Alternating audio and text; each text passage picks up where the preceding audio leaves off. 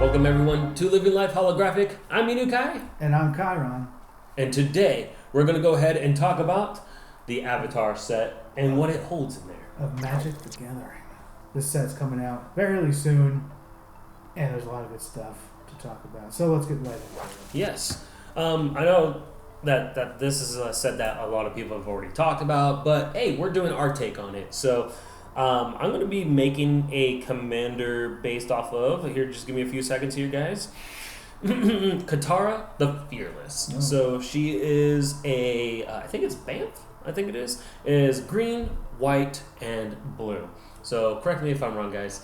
But I really want to make a commander after her based off of triggered abilities. So she is a 3/3 legendary warrior ally creature. So if a triggered ability of an ally you control triggers, that ability triggers an additional time. So obviously I'm looking for enters the ability, enter the battle ability, so ETBs. Probably going to be doing some shenanigans of probably blink, exile, bring right back, trigger. So I know that's kind of like something that people kind of mess around with, but it's also we already have a whole bunch of cards that do the same thing of what Katara does. But hey, at least she's a 3/3, she's strong.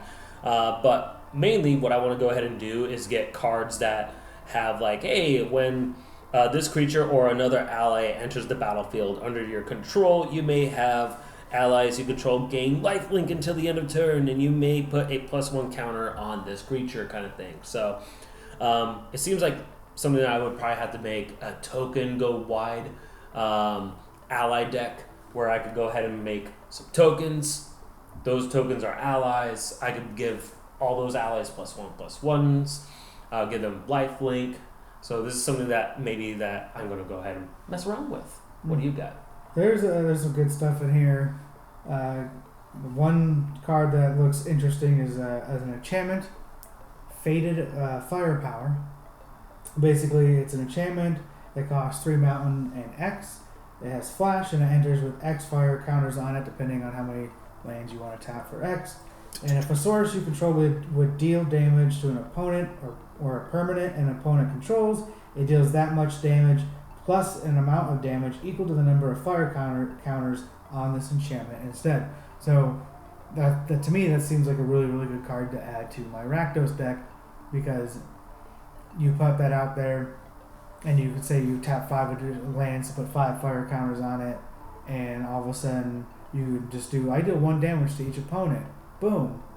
My commander in my Rakdos deck deals 2 damage to each opponent every upkeep, or on their upkeep. So if I did 5, boom, all of a sudden it would just go from 2 to 7, which will then force them to sack a creature instead because they don't want to take that much damage. So with that, Sounds crazy. Sounds crazy, buddy. So, and then if you put the tripler out there and on top of that, it's game over at that point. It would be like And it's not an number infinite. 1. It's not infinite combo either. So that's I want that card. And That's just mass and I'm damage. gonna get that card. I like that card. I'm going to get that card. I'm going to get that card. One thing that I kind of also want to mess around with, just the idea, is this card. It's an Izzet card. It's Sokka, Bold Boomerang. So he's an Izzet colors. So, and for those that are just new to Magic, Izzet is a blue and a red. He is a 1/1. I didn't know that. I'm so new. I just don't understand. He's a legendary creature, human warrior ally. When Sokka enters, discard up to 2 cards, then draw that many cards. Whenever you cast an artifact or a lesson spell, put a +1 counter on Sokka. So this is something maybe an artifact lesson kind of strategy that you're going to probably be doing. Maybe you could have some reanimation for your spells, so your lesson spells. Mm-hmm. So that's the thing that is going to be in this this set, is the lessons that it's going to give you. So there's Sokka's Haiku, which is actually pretty cool, if I can find that card on there. But overall, you're going to be doing some lessons in there. You're going to be teaching people a lesson. And you're going to be putting that +1 counter on Sokka because he loves throwing some boomerangs at people's faces while giving you a lesson in return. But yeah, no, that's actually pretty cool. I'm really trying to struggle finding this. There we go. So Sokka's Haiku. So this is the last one here for me. It's a 5 costs, is 3 colorless, 2 blue, instant / lesson, counter target spell. Then the next text reads, draw a card, then mill 3 cards, then untap target land. So that's Sokka's Haiku. So there are lessons in there that play off of this. I mean, the milling 3 cards, we'll see. I hate milling cards if I don't have reanimation for my spells that I milled. Like, I guess you have to take one for the team in that moment. But yeah, that's kind of what I'm looking forward to. Some artifacts, some lessons to give. Here's a good one. This one I'm actually very intrigued about. Ooh, the Rise of Sozin? Sozin, yeah. The Rise of Sozin. Basically, it's an enchantment saga. It costs 2 swamp and 4 colorless, so it's on the pricier side, but when you know what it does, it's worth it. For stage number 1, you destroy all creatures. So you bring this bad boy out, it's a removal. You remove all creatures. Stage 2, choose a card name, search target opponent's graveyard, hand, and library for up to 4 cards with that name and exile them, then shuffle that player's library.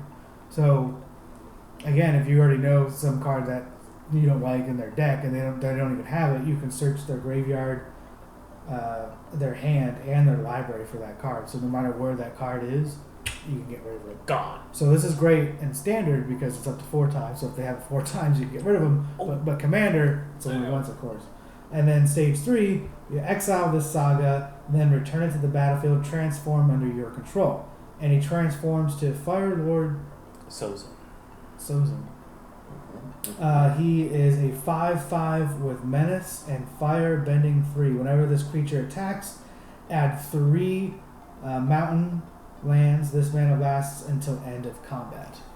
So if you didn't know, fire bending, water bending, that's what they do. You get extra mana basically. You draw cards, you create whatever it says. And then whenever Fire Lord deals combat damage to a player, you may pay X. So boom, you already got 3 new from Firebending.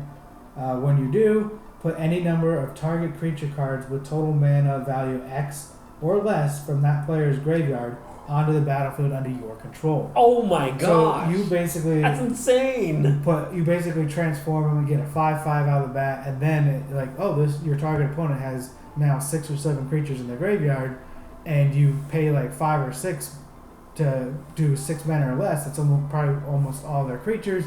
Now everyone is low on creatures because you just destroyed everything, but you all of a sudden have now 7 creatures out. Got something to play with, and it's going to be their creatures. And so that's a great card for a deck that you want to put things in people's graveyards. Speaking about things in graveyards, this is something that it's not a commander, but it's going to be something unlikely for everyone. It's going to be something where you're going to think of it. Oh, that's a lot of mana. It is a lot of mana. It is the Cat Gator. It is a 6 colorless with 1 swamp, so 7 overall. It is a 3/2 creature with lifelink. But the best part about this is that you want to run this in your discard reanimate deck. The reason why is the reason why is it's text, right? So when this creature enters, it deals damage equal to the number of swamps you control to any target. So you just make a swamp deck that is just based off of reanimating creatures from your graveyard. You discard this creature, use reanimate, put that right out there, start just putting on damage to everyone. And then rinse and repeat the process with reanimate. So think about that. When this creature enters, it deals damage equal to the number of swamps you control to any target. And that's not even a rare mythic? Yeah, it's an uncommon. Yes, it is a 7 mana cost, but what you're wanting to do is just throw that guy into the graveyard and then reanimate him. You could have like that land that transforms all your lands to swamps. That's going to go ahead and start crushing people. right now, on TCG Player, just the moment of this recording, it's going for $3 on the market price. But I could see potential with that card. Honestly, between you and me, guys, at home, it's pretty pricey for an uncommon card. It's $3. So. Yes, you're going to be crushing some souls and losing some friends. That's what's right there. That's what you need to do. Yeah. So overall, what is your takeaway from this set so far? Honestly, I can see some potential in this set. Between you and me, I'm not really excited for the upcoming sets that are like Ninja Turtles.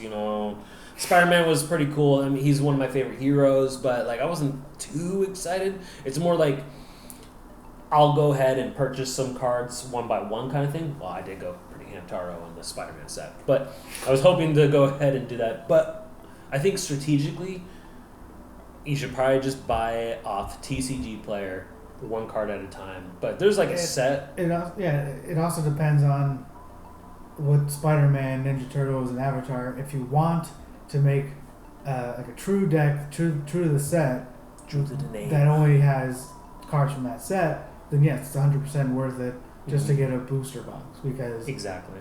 Then you could easily build a set, and if you want to, or a deck, but if you want to build a really good deck, you can get a booster box and a collector's edition booster. That way you up your rares and your mythics pretty quickly on that. But yeah, as we all know, collector booster edition booster boxes and packs are going for a pretty penny, even MSRP price. So like it's $500 or more.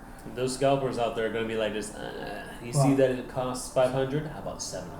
Spider-Man went way down. Spider-Man was going way up, and then it went way back down to just around MSRP.